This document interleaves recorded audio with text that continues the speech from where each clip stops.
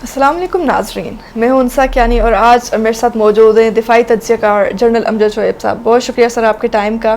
शुक्रिया। और आज हम बात करेंगे आजकल सबसे जो गर्म हॉट इशू जिसे कहा जा सकता है कश्मीर इशू है। कश्मीरियों पे ख़ास तौर पे मकबूजा कश्मीर में जो बर्बरियत की जा रही है, इंडियन ने अपनी इतनी ज़्यादा और आर्मी वहाँ पे भेज दी है। उसमें एक चीज़ ये कि 70 साल से जो कश्मीरियों की एक जदोजहद है और उन पे इतने ज़्यादा मुजालिम ढाए जा रहे हैं, तो भारत को क्या लगता है कि वो एक आर्टिकल चेंज करके कश्मीरियों का जो है उसके इतनी वो जो कोशिशें कर रहे हैं 70 साल से, उसका गला घोंट देगा, इतनी आसानी से इसको ख़त्म कर देगा? इस पर आप क्या कहेंगे सर? बिस्मिल्लाहिर्रहमानिर्रहीम। देखिए, ये मोदी जब हुकूमत में आया उससे पहले जब ये इलेक्शन के लिए अपनी कैंपेनिंग कर रहा था तो उस ज़माने में उसके मंशूर का ये हिस्सा था, वो कहा करता था कि मैं आर्टिकल 370 ख़त्म कर दूंगा। यानी दूसरे लफ्ज़ों में 370 ख़त्म करके तो मैं कश्मीर को बाकी भारत का हिस्सा बना लूँगा।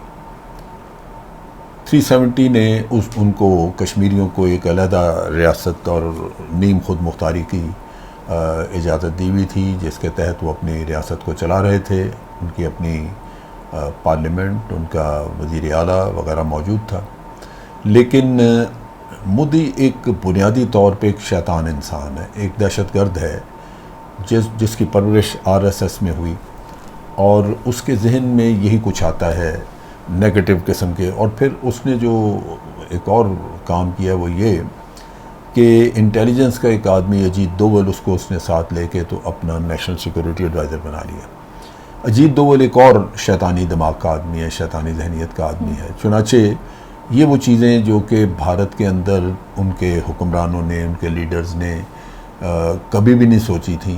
70 साल गुजरे, उसमें नेहरू भी आया, कांग्रेस की हुकूमत रही और लीडर आए, राजीव गांधी आया, इंदिरा गांधी बड़ी पॉपुलर लीडर थी इनकी। फिर बाद में वाजपेयी बहुत ही एक सुलझा हुआ इंटेलेक्चुअल आदमी था।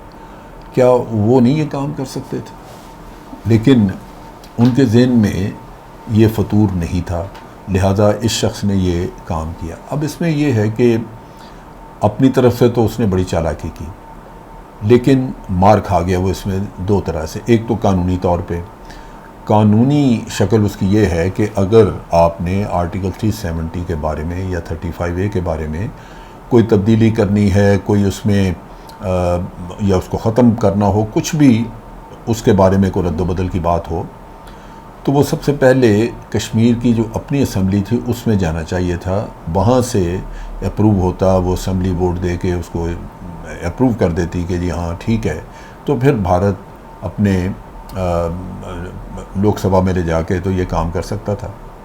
लेकिन उन्होंने ये नहीं किया और झूठ ये बोला लोगों के साथ, अपने कौम के साथ कि जी हमने कश्मीर से इजाज़त ले ली। अब कश्मीर में तो उनकी असम्बली है ही नहीं, वहाँ एक गवर्नर है जिसको इन्होंने खुद ही लगाया, और अगर गवर्नर से इन्होंने इजाज़त लेनी है तो वो बिल्कुल इसी तरह है जैसे मैं कहूँ कि जी मैंने अपने आप से इजाज़त ले ली है कि ये काम इस तरह कर दिया जाए।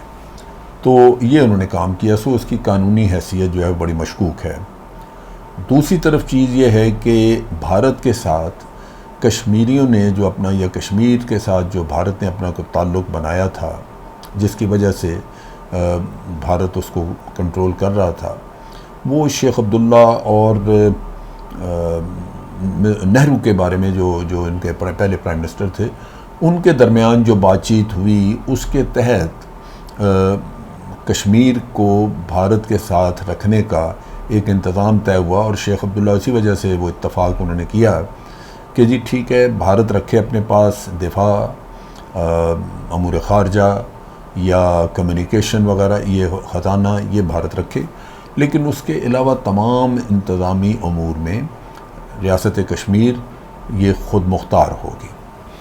फिर वहाँ पे ज़मीन का कि जी ज़मीन कोई और बाहर से ख़रीद नहीं सकता। शहरियत की एक डेफिनेशन आई 35A में, जिसमें कश्मीरी जो वहाँ पे रह सकता है, वोट का हक़ रखता है, जो ज़मीन ख़रीदता है या घर बना सकता है, वो कौन सा कश्मीरी होगा, उसकी शहरियत कैसे डिफ़ाइन की जाएगी।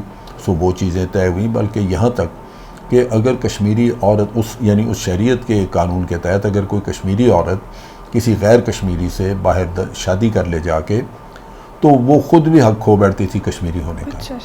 सो ये उनका था। उन्होंने दर हकीकत इस आर्टिकल 370 के ज़रिए कश्मीरियों ने अपना कल्चर, अपनी हैसियत और अपना वजूद एक लिहाज से उसको महफूज किया हुआ था। अगर वहाँ पे बाहर से आके लोग आबाद होना शुरू हो जाएं, वो शहरियत उनको मिल जाए, ज़मीनें ले लें, तो कल अपनी ही सरज़मीन के ऊपर कश्मीरी जो है वो उनको ग़ुलाम बन जाएंगे। सो कश्मीरियों ने इन हालात को देखते हुए भारत के साथ इत्तफ़ाक़ किया कि जी 370 आर्टिकल रहे, उसमें ये चीज़ें हमारी ज़िम्मेदारी होंगी, और वो उस खुद मुख्तारी के तहत वो रह रहे थे। लेकिन वक्त के साथ साथ भारत ने बहुत सारी खुद मुख्तारी की चीज़ें उनसे विड्रॉ कर ली हुई थी, इस्तेमाल नहीं हो रही थी, जिसकी वजह से आर्टिकल 370 होने के बावजूद कश्मीरियों को कोई बहुत फ़ायदा नहीं मिल रहा था उसका। सो ये एक अलामती चीज़ थी कि आज कश्मीरी जो हैं वो समझते हैं कि आर्टिकल 370 ले लिया और उसकी वजह से उनके हकूक़ सल्ब हो गए, लेकिन हकूक़ तो भारत ने बहुत पहले से सल्ब कर लिए हुए थे। आर्टिकल 370 के ऊपर अमल दरामद नहीं होता था, जिसकी वजह से कश्मीरियों के बहुत सारी उनकी शिकायत थी भारत के साथ। अब वो आर्टिकल ही ख़त्म कर दिया। तो इन हालात में भारत ने ये एक गैर कानूनी कदम उठा के कश्मीरियों के हकूक़ पे डाका डाला, और हमारे लिए पाकिस्तान तो 370 को मानता ही नहीं था पहले भी, क्योंकि 370 भारत के कॉन्स्टिट्यूशन का हिस्सा है। हम समझते हैं, हम ये कहते हैं कि सलामती कौंसिल की करारदाद के तहत कश्मीर एक मुतनाज़ा इलाका है, ये कोई भारत का किसी भी तरह से इससे वास्ता नहीं है, लिहाजा भारत का आइन उसको कंट्रोल कर ही नहीं सकता। हमारे यहाँ आज़ाद कश्मीर है, ये बिल्कुल एक तरह से आज़ाद है, उनका अपना वज़ीर आज़म है, उनका अपना सदर है, वो तमाम मामलात अपने ख़ुद चलाते हैं, उनके मासवाए यही जो उनके खारजा अमूर हैं, या ये कह लीजिए कि वज़ारत ख़ज़ाना है, या उनके खारजा अमूर के अलावा आप कह लीजिए कि कानून उनके अपने हैं, कानून साजी वो ख़ुद करते हैं।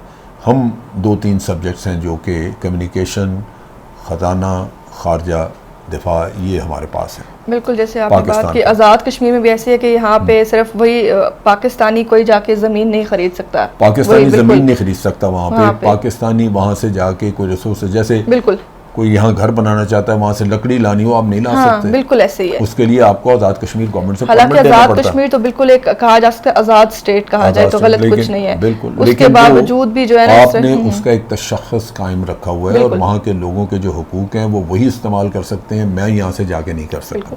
अच्छा, एक और चीज़ है इसमें ये कि अभी क्योंकि कश्मीर के मकबूजा कश्मीर के ये हालात चल रहे हैं, उसके अलावा साथ साथ उनके हुर्रियत रहनुमा जो है उनको नज़रबंद कर दिया जाता है, जेलों में कैद कर दिया गया। उसकी वजह से जो वहाँ के कश्मीरी हैं उनमें और ज़्यादा गम और गुस्सा देखने में आएगा। ज़ाहिर है उनके लीडरान को भी कैद कर दिया, हालांकि वो एक जिदोजहद कर रहे हैं, अपनी आज़ादी के लिए, अपने हुकूक के लिए कोशिशें कर रहे हैं। देखिए, बात यह है कि जब से बुरहान वानी की शहादत हुई उस वक्त के बाद से तहरीक ने बहुत ज़ोर पकड़ा। बुरहान वानी एक मोटिवेशनल फोर्स के तौर पे सामने आया। वो एक पोस्टर बॉय था जहाँ लोग उससे मोटिवेशन लेते थे, वो उसकी फॉलोइंग थी। आपने देखा कि जब वो शहीद हुआ तो लाखों इंसानों ने उसकी नमाज जनाजा पढ़ी, वहाँ तिल धरने की जगह नहीं थी कहीं पूरी वादी में।